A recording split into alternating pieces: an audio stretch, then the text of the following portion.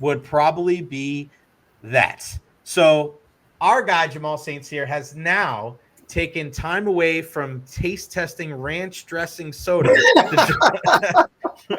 My brother, I'm going through social media today, and I'm getting ready to get ready for the day, and all of a sudden I stop in this video, and it's funny what you see when you scroll on social media, and I'm like, I didn't see who it was, and I'm like, ranch dressing soda, what the hell is this? Yeah, and then I see it's you, and I'm like, oh my god, I cannot wait to ask him about this today. It's as bad as it sounds. It's local TV. I would not local recommend TV it and for local radio, anybody. man. It's still to this day be doing things like that. So on a scale of 1 to 10, you're giving it a -5? I'm giving it a no. And absolutely not. It's like a -10. Matter of fact, with the theme, it's a -12. Oh my god, that's terrible. Did you taste test anything else, or was that just it? Yeah, there was the ranch soda. There was a carrot cake soda. The carrot cake wasn't awful. Okay. And there was a peanut butter and jelly. The peanut butter and jelly one really didn't taste like anything. It's funny when they have these big tastes. It tastes like this, and it's like, yeah, I don't know so much about that. Yeah. So you and I spoke about a month ago, and and I was hoping for you guys. We were talking about Mason Graham. Everybody was saying Mason Graham, and then right at the end of the chat, it was like, well, maybe Ashton Jeanty, maybe that's going to be the guy. Yeah. And we started to hear a lot more about that in the last 2 weeks. Like Jeanty could be the guy. I said, Jamal and I, we were all over this a month ago. What are you guys talking about? Ahead of the curve. Way ahead of the curve. And then I'm at the Lightning game last night, and then you start hearing the noise. Right. The Jags might be trading up for number 2, and they might be trading up for Travis Hunter. Listen, one thing that we've heard a lot, I mean, I mentioned Emeka Egbuka for the Bucs. That was a little bit of surprise, a couple surprises here and there, but there's been a lot of things that people have speculated. The Giants trading back in for Jackson Dart, Shedeur Sanders maybe slipping out of the first round. A lot of sources have been kind of, spot on, with this being one of them. When was the first time that you heard that there was a possibility that the Jags were going to trade up to 2? It was not long before the draft kind of got wind of it. I mean, we talked to James Gladstone last night. He said he'd been working on this thing for 2 weeks. It had just been under wraps.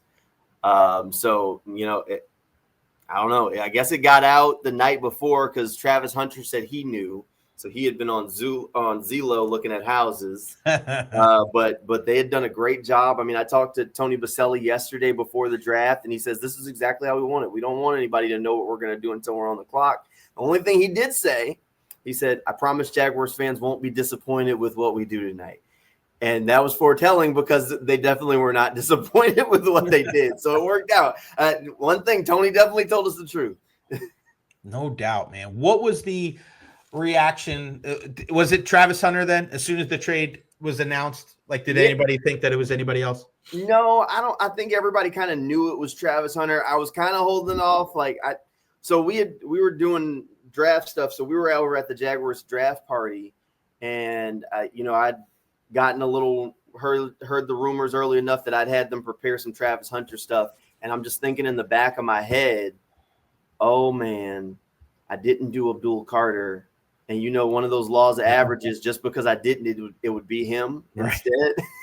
But we were at the draft party, and I'm looking at my computer, and we're doing our broadcast, and I knew the trade had happened, and before everybody there did. So it was kind of cool to be able to all right, I know this is happening. You're kind of looking around and watching, waiting for it to go on the TVs there, to where everybody else goes into that shock moment. So you kind of had that heads up to look for it kind of thing, Yeah, I have that when I'm at games and stuff. We're oh, that goal or that hit or that score was huge. And you just wait, and you're looking at social media waiting for everybody to freak out. And then everything just goes crazy.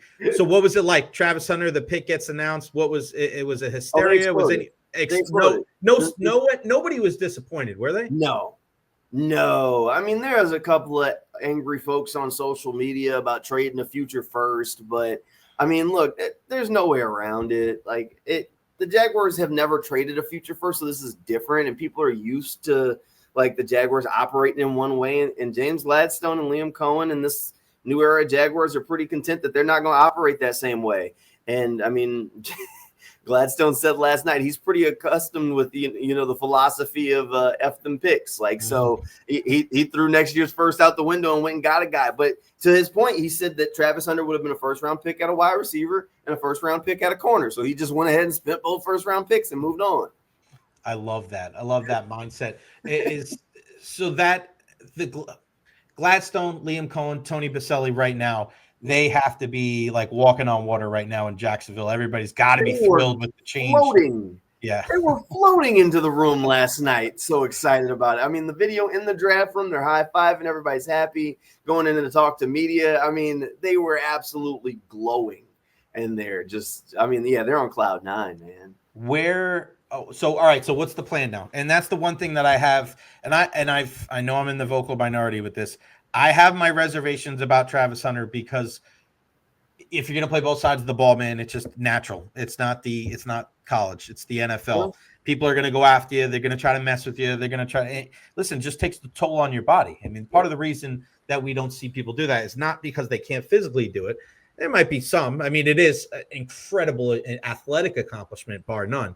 But there's just a physical toll that it takes too. Yeah. And I think that's where my concern comes in is, well, what if he does get banged up and can only play one side of the ball? He is a great player, but if he's compromised on one side, might get compromised on the other. How do you think what have they said about where they're going to deploy him? How much of the two-way Travis Hunter are we going to see? They've said that his natural position they feel like is corner, but they're going to start him off early on heavily in the offensive meetings because that's where the nuance is and they need him to learn the playbook and things there. So their plan is to have him play both sides of the ball. I can't imagine it's going to be Iron Man, every snap on both sides of the ball just because that, as you mentioned, incredibly taxing on his body to pull off. But, I mean, even in the draft call, Coach Campanelli, the Jaguars defensive coordinator, was one of the guys that talked to him. He told him he was the most excited guy in the room. So there's a plan for him to play defense, and they're planning on starting him off in those offensive meetings because they say that's where he needs the growth areas and the nuance. So there's a plan for him to play on offense too. So the expectation is you're going to see him on both sides of the ball. How much? I think we're kind of in a wait and see kind of moment on that. I think they said they don't want to overload him early on, but they're going to see what he can handle and keep adding to his plate. I mean, that's what you tend to do with most rookies. You see what they can handle, and then you stack more and more responsibilities. So we'll see. Where would you rank the excitement right now in Duval when it comes to a guy like Travis Hunter? I mean, this is more excited than when they drafted Trevor Lawrence, you think? I mean, that's tough. That was different. Mm-hmm. That was a little different. But, I mean, right now, the way it stands, I mean, I think he's got the most star power on the team. He's the most – I mean, and Brian Thomas Jr. is a star in the NFL, but, I mean, he doesn't have the same sort of, like, national acclaim that Travis Hunter does. And, I mean, because of the struggles the Jaguars have had and Trevor's, record in the NFL, he doesn't have nearly the star shine that he had coming out of college. So, I mean, I think Travis Hunter has the most star power on the team. So people are through the roof. I mean, those jerseys are going to sell. They'll sell fast. I wouldn't be surprised if he's got one of the highest jerseys sold next year out of anybody in the National Football League. What does this mean for a guy like Travis Etienne? Because we were talking about him, and if you pick Genty, then you're looking for a new home there.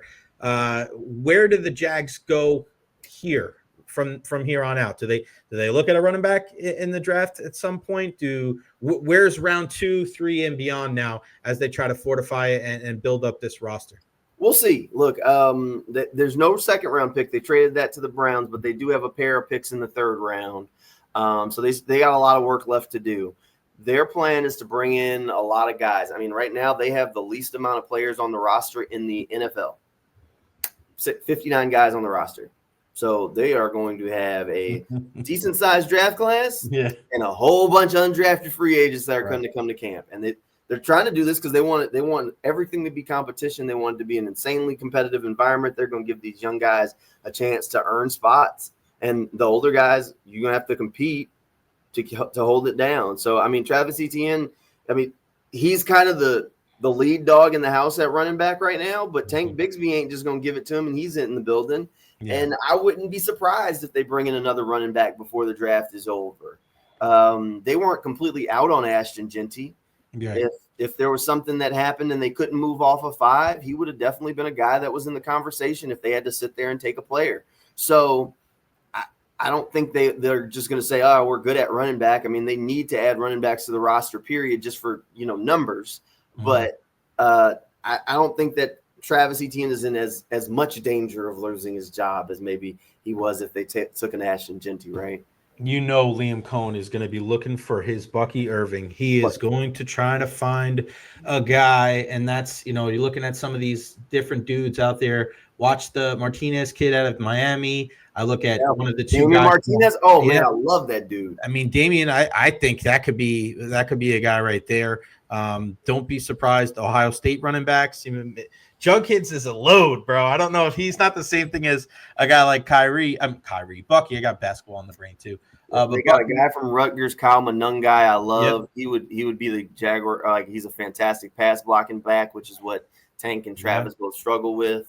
DJ Giddens, K-State. Yeah, he's good too. I think I would be surprised if they leave this draft without getting a running back, just because right now they have 2 on the roster. Yeah, no doubt. You got to add for numbers anyway. What else stood out to you about the NFL draft last night? Any big surprises, either guys that did get selected or didn't get selected? I mean, I think outside of the Jaguars, the biggest surprise to me, the Falcons trading back in for James Pierce. Mm-hmm. I mean, giving up that first-round pick, I mean, that seems like a hefty price to pay to go back for that guy in the draft. I mean, I know they needed to improve on defense. They got to improve that pass rush, but that was a hefty price. And, I mean, maybe the most easy thing that we should have all seen coming was Malachi Starks landed in Baltimore. I mean, that just seems like the prototypical Ravens pick. They sit there, everybody else says, oh, he's not a great athlete, and they just draft him, and then he goes out there and he's great. And everybody's like, what happened? I mean, Kyle Hamilton 2.0 is the same thing. So it's like the ultimate Ravens pick was Malachi Starks just falling in their laps. I feel like the Ravens and the Eagles do that every year, where everybody's like, oh, I have this question about this guy, and this guy's got some injury concerns, and the Ravens and the Eagles that draft somewhere between like 24 and 32 every year. We're like, bring him in, bring him over here, we'll take him. Like this guy, Jahad Campbell's got 2 bad shoulders, and he's, Alabama kid, and all of a sudden he's just going to sit his ass on the sideline, and he'll come out at some time, and then at week 12 he'll win NFC Player of the Week. Right? It's just like the rich get richer. That's why I don't buy, and I want to hear if you agree with this. People are always saying in sports, like, oh, you can't do well if you draft at the end of the first round. Why? Why can't you do well at the end of the first round? There in any sport, you can find a guy if you take some chances on certain guys. But man, if you identify, you just said this, and I think this is one of the things that people don't do. He's a Ravens type player. It's the same thing that they did last year. Who was the corner that they took out of Clemson? I forgot his name, but there was another.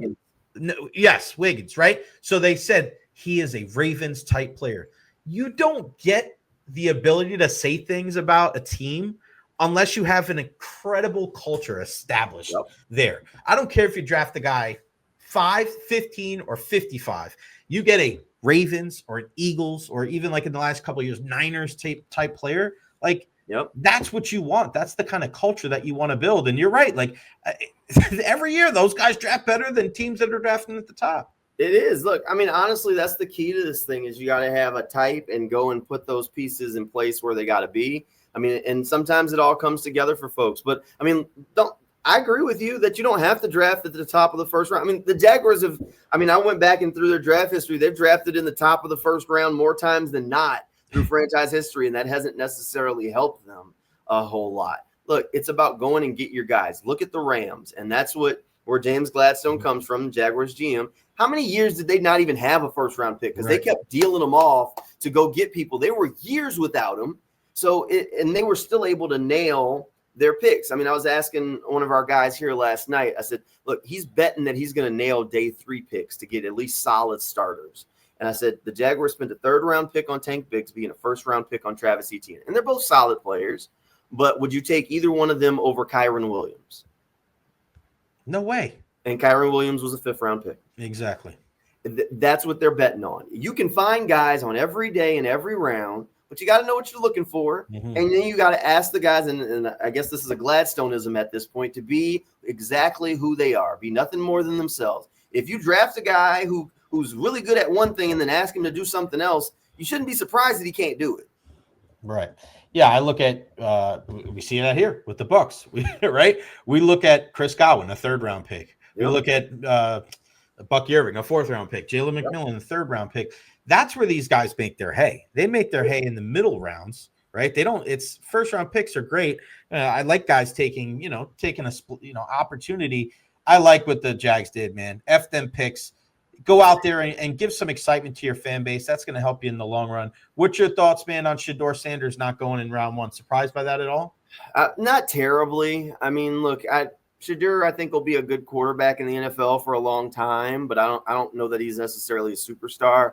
I think I was talking to somebody yesterday, and I said just watching him play, and like he almost reminds me of Andy Dalton a little bit. Like the arm's not crazy elite, but I think he's going to be a good quarterback, just not a great quarterback. So that doesn't surprise me. Andy Dalton was also a 2nd-round pick, and so and especially with the way the NFL is now, where if any team that doesn't have what they feel like is the guy, they're looking for that guy. They're not okay with just like Andy Dalton wouldn't start for as long now in today's NFL as he did when he was playing at his peak. So like that's the thing that I would do.